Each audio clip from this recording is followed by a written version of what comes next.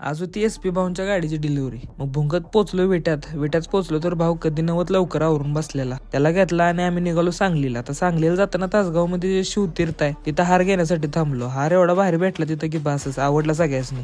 आणि हो भाऊ याला कसला आनंद झाला होता काय माहित. गडी हवेतच होता. त्याला म्हणलं डान्स तेवढा करू नको, सगळी गाडी हलते तू डान्स केल्यावर.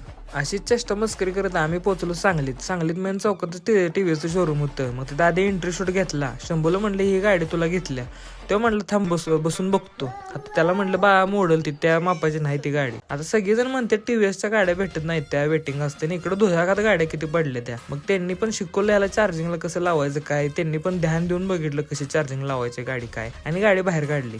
आता या नवीन गाडीचा SP पेक्षा शंभूलाच जास्त आनंद झाला. खतरनाक डान्स करत होता आणि हेल्मेट पण बसत होतं, त्यामुळे त्याचा वेगळा आनंद. तिथनं आम्ही थेट पोहोचलो तासगावच्या गणपती मंदिरात. तिथं आधी जाऊन सगळ्यांनी दर्शन घेतलं, गाडी बाहेर पोजायला लावली आणि काकांकडून गाडी पण पोजून घेतली. मग जाता जाता शंभू म्हणला चला सगळ्यांनी ज्यूस पासतो. मग त्यानं मँगो ज्यूस घेतला. मँगो करून सगळी थँक्स,